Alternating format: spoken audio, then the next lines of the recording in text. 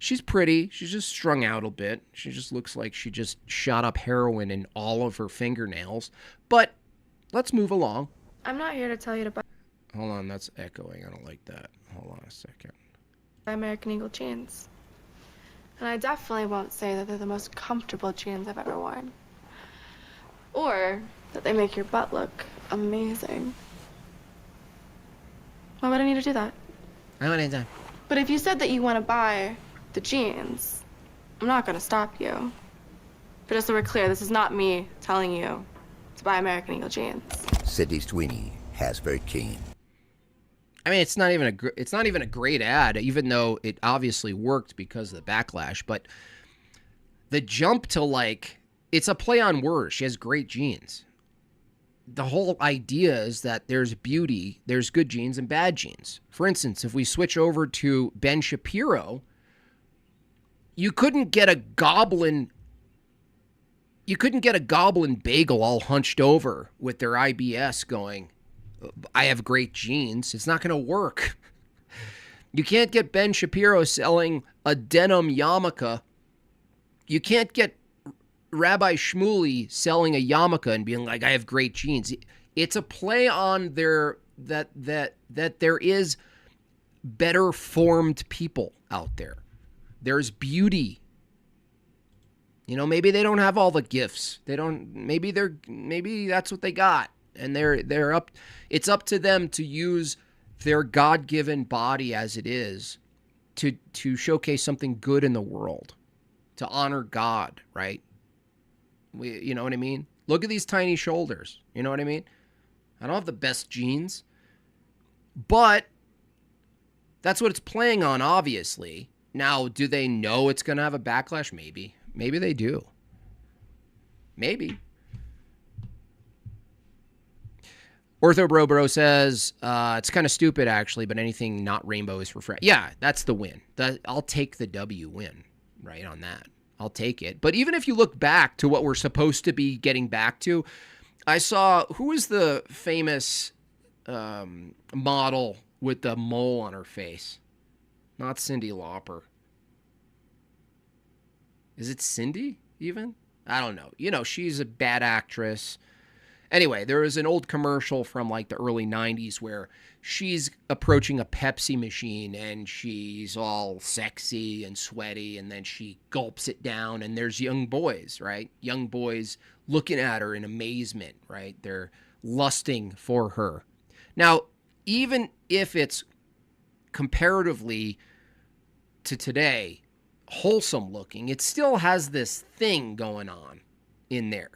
You know, it's not like going back to that is somehow a big win culturally or let's say spiritually either. But you're right. Anything that goes against like the rainbow stuff being so explicitly in your face. Cindy Crawford, thank you, Dirk. Of course, Dirk would know that.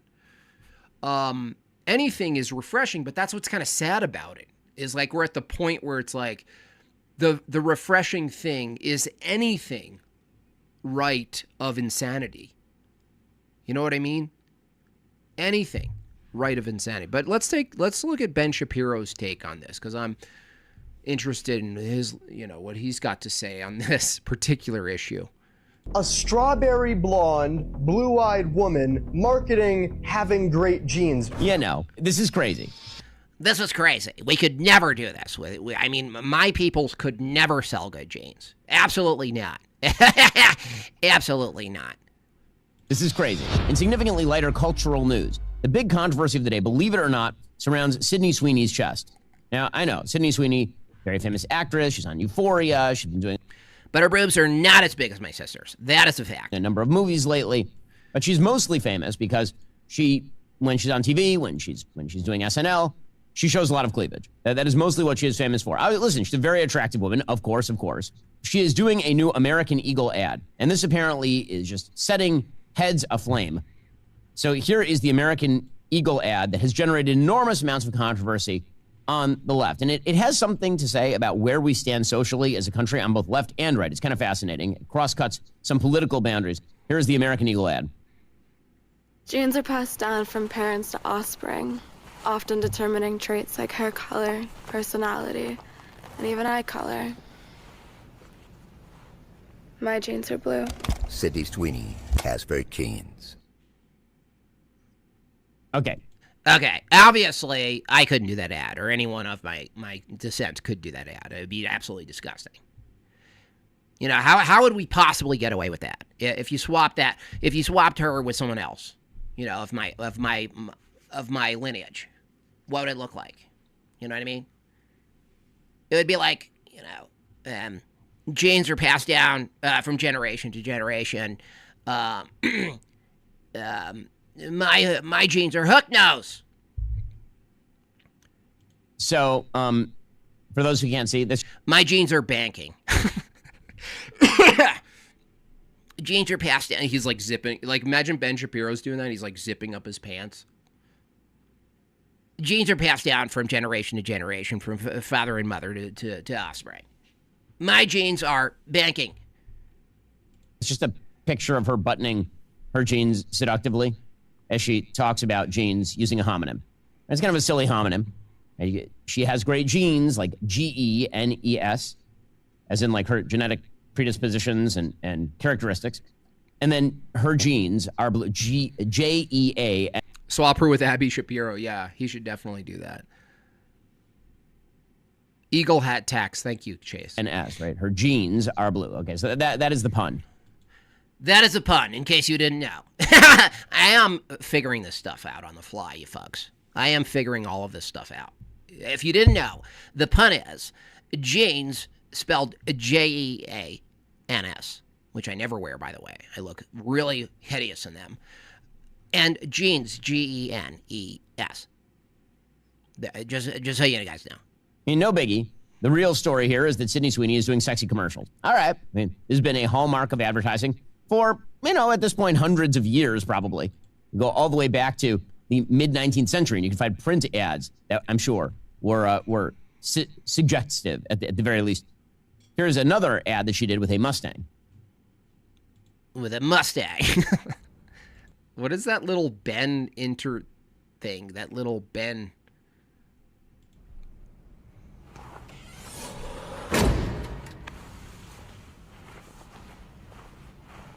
Sydney Sweeney has very keens. Sydney Sweeney's boobs are way bigger than her butt. Okay, so she shuts the hood on one Mustang. He had a tight shot of her rear, and then she gets into another Mustang. This is sort of supposed to be classic Americana. Okay, when we say classic Americana, we mean that it's a cheesecake shot. Cheesecake shot. I don't eat cheese because of my stomach problems. Eagle hat makes me feel extra American. Yeah, me too. That's why. My daughter picked this out for a friend, and she was like, I want to bring this back to her friend. And I was like, that's mine. Thank you so much. So, this has resulted in people going absolutely insane.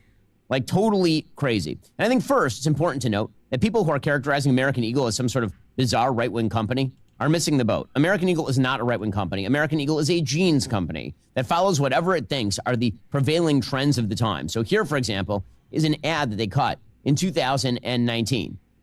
Okay, you can see in this ad, it is a bunch of people who are variously abled, who are of various body types. In any case, American Eagle is not a right-wing company is the point here. So the real question is, what is the zeitgeist? And this is being read in fascinating ways by the left and by the right. So the left is breaking down into sort of three categories over the Sydney Sweeney ad. And again, it is amazing that we are now having a controversy over what would have been in about 2005 a perfectly normal ad on your television. Oh, my goodness. I'm going to throw up in my mouth. I'd rather have magic blood than good genes. I'd absolutely rather have magic blood than good boobs. We'll get to the right in a second, because I'm old enough to remember when the right would have objected to such an ad, and some of us who are traditionally minded still object to the overt sexualization of women in advertising, as well as the sort of sexualization that is being done to our culture, right? Some of us are old enough to remember when Paris Hilton was grinding on cars. Yeah, but that's true.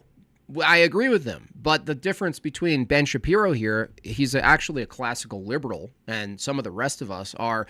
The difference is we would be willing to make decency laws against things like this. You would not. So you're not really against it. You're just kind of mentally against it, Ben Shapiro. You're like, I don't like this stuff. I am totally against it, except I'm unwilling to do anything about it. The overt sexualization, I actually don't see the link between that and just general liberalism for some reason. I want to preserve liberalism, but somehow push back against, rhetorically, against the effects of pure liberalism.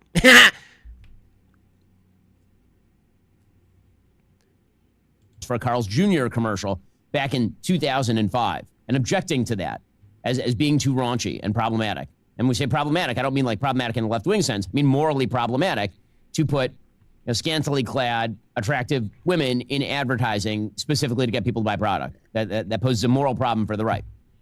For the left has gone completely insane. And so they've broken down into sort of two categories, both of them objecting to the ad. One is the sort of feminist line that this is made for the male gaze. It's all about the male gaze. Now, can we get over this nonsense? The male gaze. Okay, you know what men like to look at? Pretty women. Hey, get used to it. That is the way of the world. It is the progeneration of the species. That is the basis of literally all human reproduction is, quote unquote, the male gaze. That is the beginning of all of it. That does not mean that men should ogle women. But if we are going to pretend that beauty does not exist and that men don't appreciate it, then you are just ignoring the realities of life. Okay, but this is one aspect of the left. They're very angry that, quote unquote, the male gaze exists, which is really, really silly. But that is really not the angle that they are taking most of all. What they're really taking most of all is the angle that there is. I can't stand Ben even when I agree with him. Yeah, I know. He's just a little worm. He's just a wormy little dude. What is he even yapping about? Like, what is the male gaze? The male gaze. There's a lot of male gaze out there. The right has definitely co-opted all the male gaze. We have male gaze at Tapussa. We have male gaze at Daily Wire. I hire male gaze. I'm extremely proud of Dave Rubin and his husband purchasing a child. Those are also two male gaze. We are extremely grateful on the right side to have adopted all of the best male gaze. Something peculiarly Nazi about all of this. There's a piece in the Washington Post titled "How American Eagle Sydney Sweeney Good Genes Ad Went Wrong." Well, it's hard to say that it went wrong when it is the most talked about ad of the last 5 years. For American Eagle, it's a very good ad.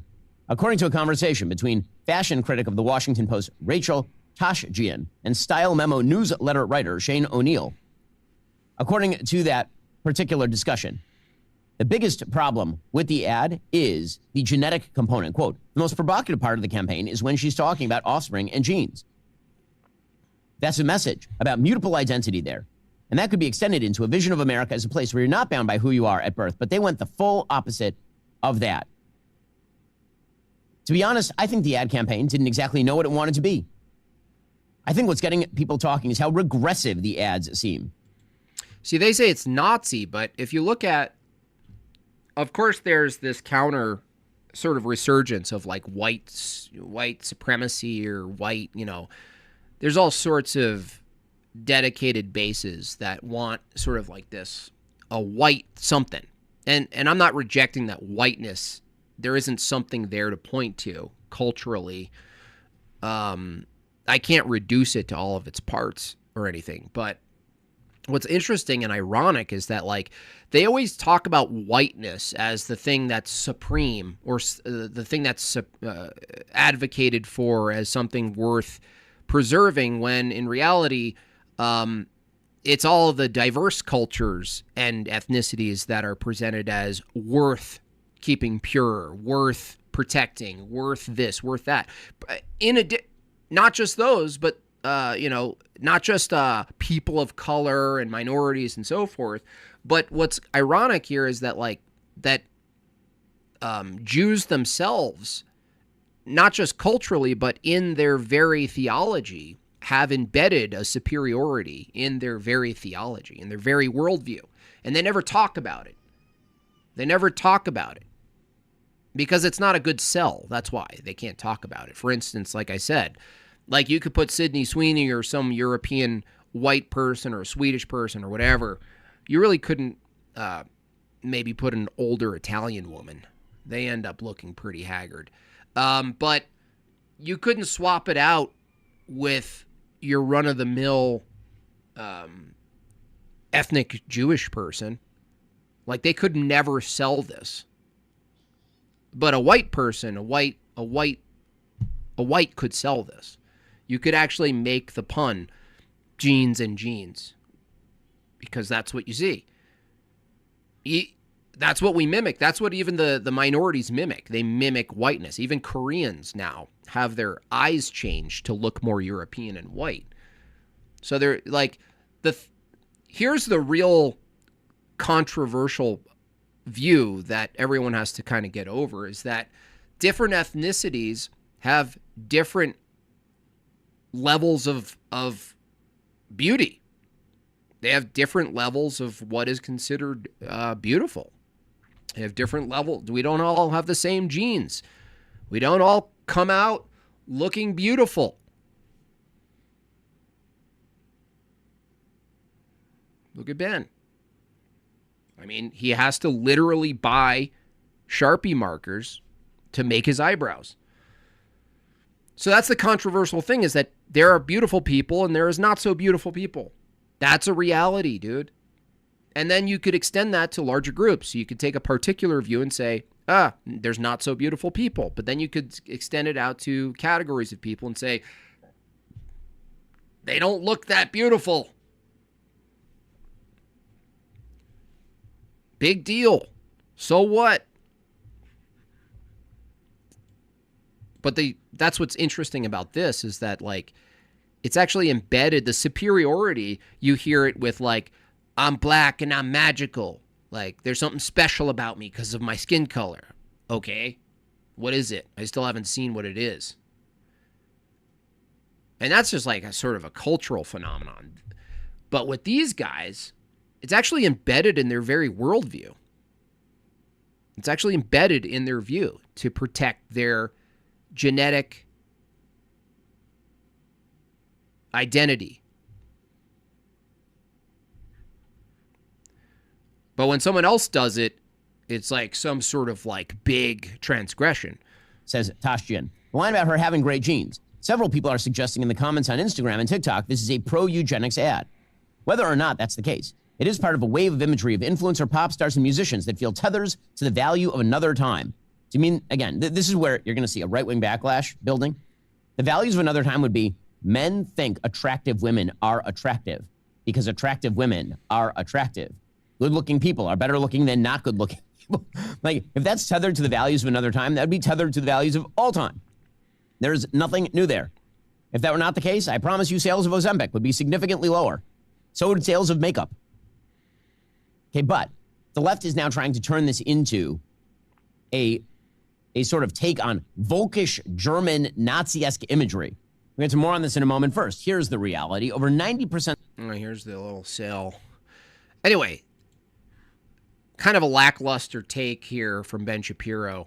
And I don't think anyone who's like notable is getting to the core of what's unsaid. There's unsaid things, okay?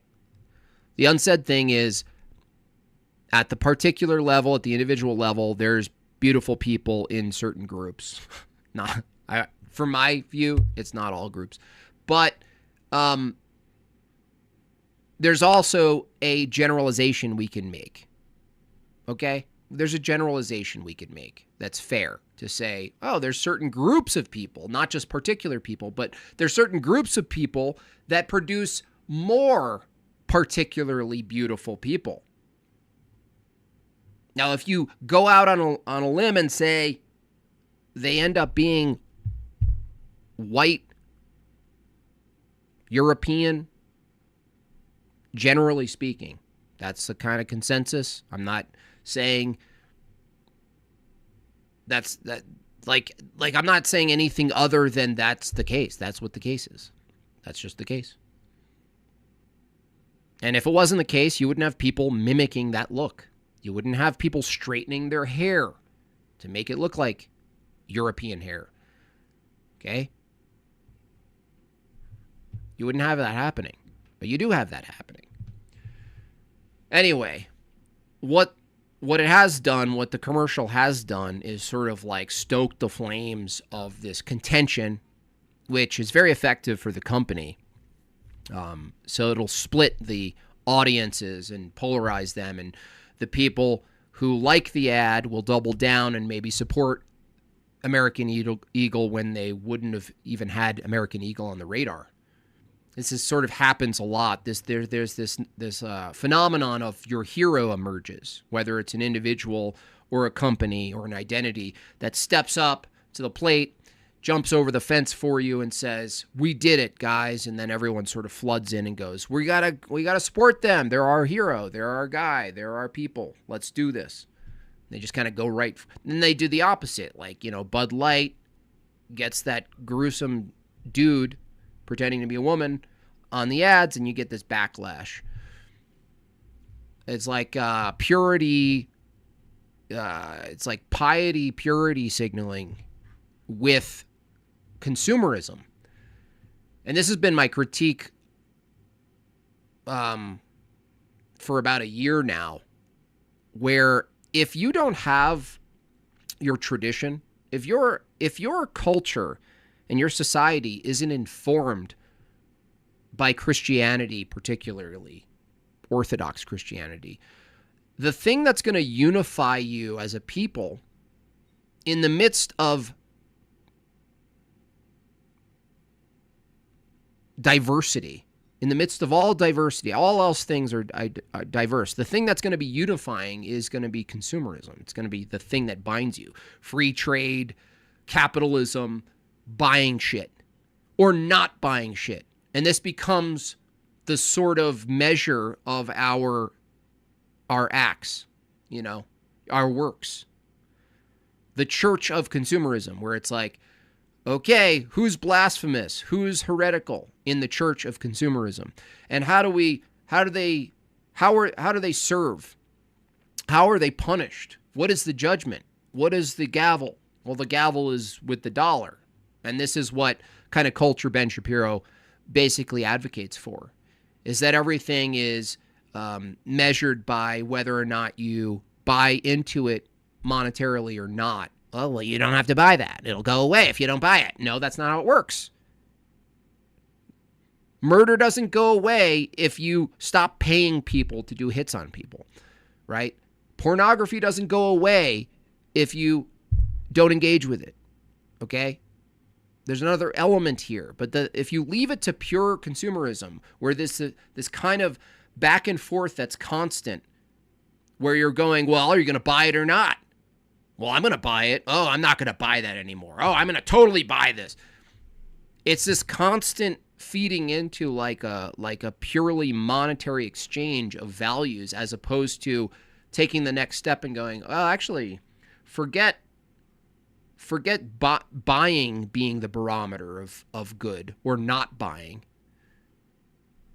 That's what law is. That's what law is. Law steps in, Ben Shapiro, and says, if you're against over-sexualization of anything, children, women, money, right? If you're against it, why are you so weak to not be able to say, well, maybe there should be decency laws? Instead of going, well, just don't buy it. I mean, just don't buy it. No, that doesn't work, dude.